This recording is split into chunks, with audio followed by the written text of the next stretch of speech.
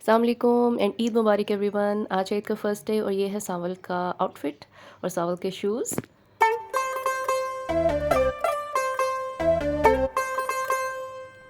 तो आज मैंने 6:30 पे ही सावल को उठा दिया था कि उठो चलो नमाज़ पढ़ने चलो, और ही वॉज़ वेरी एक्साइटेड। देखें ज़रा इसको, इसकी हरकतें देखें आप। तो नमाज से पहले कई वो टाइम होता है जब सबकी चीज़ें जो होती है ना वो मिल नहीं रही होती है, और साइम को यहाँ पे टोपी नहीं मिल रही थी, तो फिर मैंने इसको ढूंढ के एक टोपी ला के दी जो कि इसको फिट नहीं हो रही थी इसके सर पे।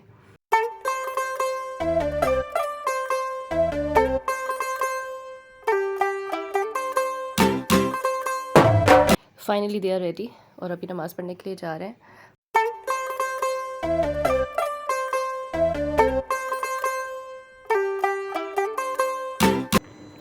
तो टोपी फिट हो गई है जी साइम को, और अब ये जाएंगे नमाज़ पढ़ने के लिए।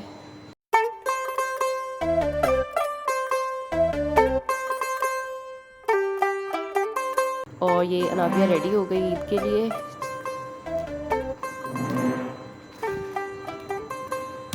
और ये बच्चे आ गए वापस और ये इनकी फोटोग्राफी चल रही है ईद की।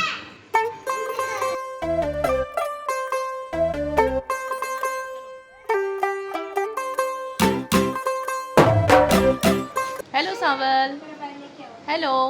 आपको ईदी मिली? कितनी ईदी मिली? इतनी चूड़ी। कितनी?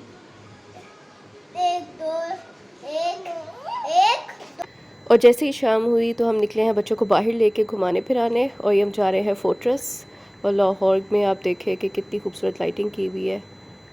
ये सब ईद के रंग। और फोर्ट्रेस में इतनी ज़्यादा रश था कि मैं आपको बता नहीं सकती। मतलब ऐसे लग रहा था जैसे सारा लाहौर ही फोर्ट्रेस आ गया। इतना रश था कि पाँव रखने की भी जगह नहीं थी।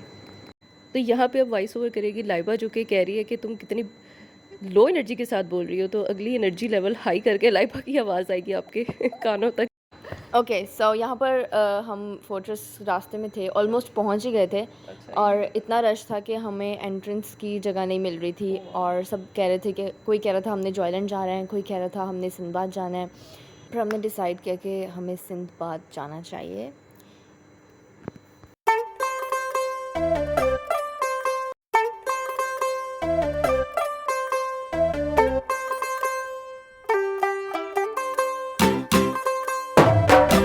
तो ये आ गया जी सिंदबाद। और सिंदबाद पे एक तो पार्किंग नहीं मिल रही थी, पार्किंग बहुत दूर करके हम आ गए। ये नीली नीली लाइट्स नज़र आ रही हैं। ये एंट्रेंस में पता नहीं इन्होंने क्यों लगाई हुई है। मतलब लोग यहाँ पे भी खड़े होकर फ़ोटो शूट कर रहे होते हैं, हालांकि कुछ समझ नहीं आती कौन है किसकी फ़ोटो खींच रही है। लेकिन ये नहीं कि आप थोड़ा सा वेट कर लें, अंदर चले जाए, अंदर पूरी लाइट्स हैं।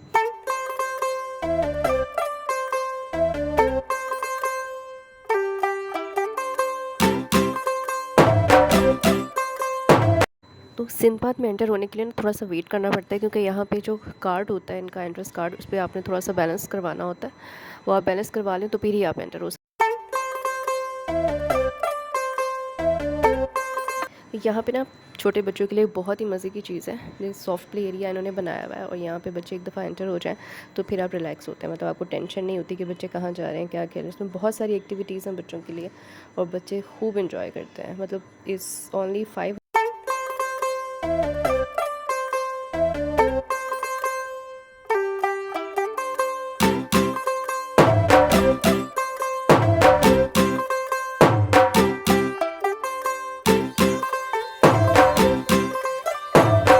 एक घंटा इनका तो बड़े आराम से गुजर गया, हंसते खेलते एंजॉय करते। लेकिन मैं सोच रही थी कि इनको मैंने बाहर कैसे लेके आना है, ये तो आराम से बाहर आने वाले हैं नहीं।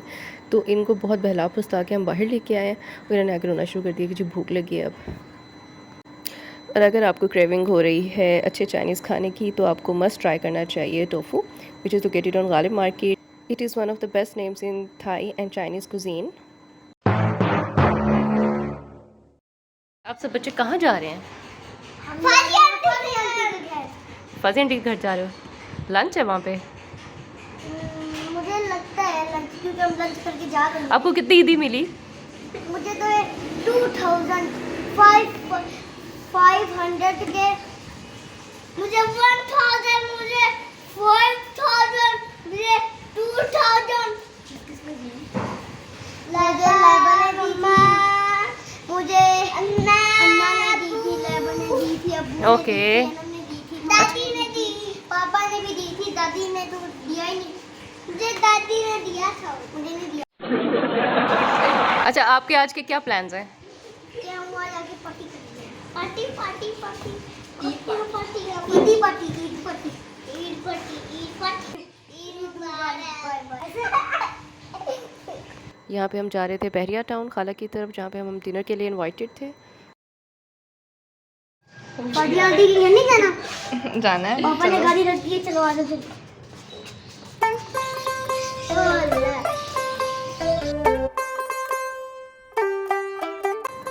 तो बहरिया टाउन हमारे घर से ऑलमोस्ट 45 मिनट्स की ड्राइव पे है, तो हम लोग जल्दी निकल गए थे ताकि हम लोग टाइमली पहुँच जाए, लेकिन फिर भी हम लोगों को उधर पहुँचते पहुँचते तकरीबन मगरिब का टाइम हो चुका था।